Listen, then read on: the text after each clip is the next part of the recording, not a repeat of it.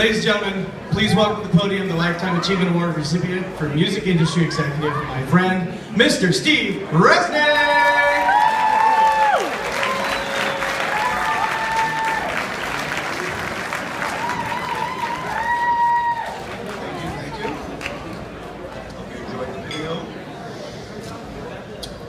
The New York Yankee great player Lou Gehrig once said, "I consider myself the luckiest man on the face of the earth." When I look back at my career, I have to say, I don't know if I'm the luckiest, but I've been very lucky. Now you might ask, am I being modest? No, it's not that. I've spent plenty of 15-hour days over 4 decades and plenty of weekends working. But I've been very lucky because I've been surrounded by the right people. I've been at the right place at the right time. I was 6 or 7 when rock and roll emerged, and I used to listen to late night radio with my sister Debbie, tuning in radio stations in Chicago and trying to hear that new music. And it was very difficult because very few stations played that in the early days. In high school, I was the kid who I would tell the students what songs to play at parties and which stations to listen to. At recess one day, about 10 of my friends rushed up to me and said, Steve, that brand new group, the Beatles, they're going to be at the Hollywood Bowl. Should we go? And I said, no, there's going to be 14,000 screaming girls. We won't hear a thing. Now, I've got a long list of all the mistakes I've made in the industry, and that's right there, #1 at the top. When I got into college, I was in college radio, and I became kind of like the kid in the movie Almost Famous, because as program director of this little college radio station, I was invited to every showcase and every concert at a time when music, in my opinion, was at its very best. It was the Motown sound with the Temps, Martha, Smokey, Stevie, and Marvin.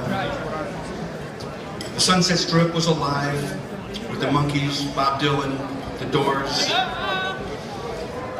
From the South, we had Wilson Pickett, Otis Redding, and James Brown. From San Francisco's Haight-Ashbury, we had Jimmy and Janis and Jefferson Airplane. Australia and Canada sent us the Bee Gees and the Guess Who. And from New York, we had Neil Diamond and Simon and Garfunkel, among others. And oh yeah, did I forget to mention there was the British invasion.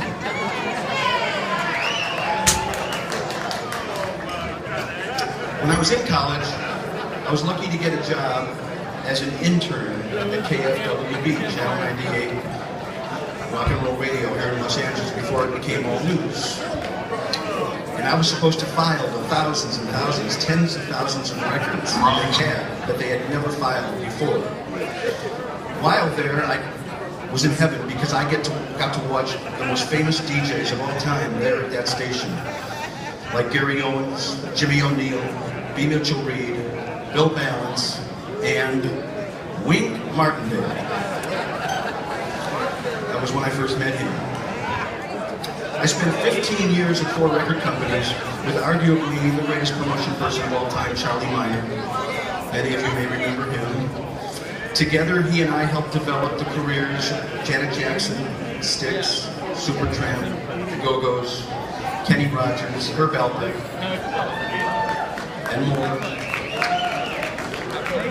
With the support of my wife, who, by the way, is a makeup artist who did makeup on 2 shows. With her support, I left A&M, and in the 90s, started my own company. And I have that company still where I consult record labels, helping them get airplay on their artists. Again, helping them with their careers. I also have a second company with a gentleman named Kevin Carter. He and I have a newsletter that goes to 7,000 radio stations and VIPs every morning. And lastly, I'm proud to say, and you saw the video, so I don't need to tell you so much about, but I have the world's largest record collection and museum. In my home, an 18-room museum and a 45 exhibit display, and everyone in this room is invited. Finally, I'd like to thank Robert for being a wonderful host and MC, and Al for putting on this great event every year, and everyone else over the years who has come into my life. Thank you.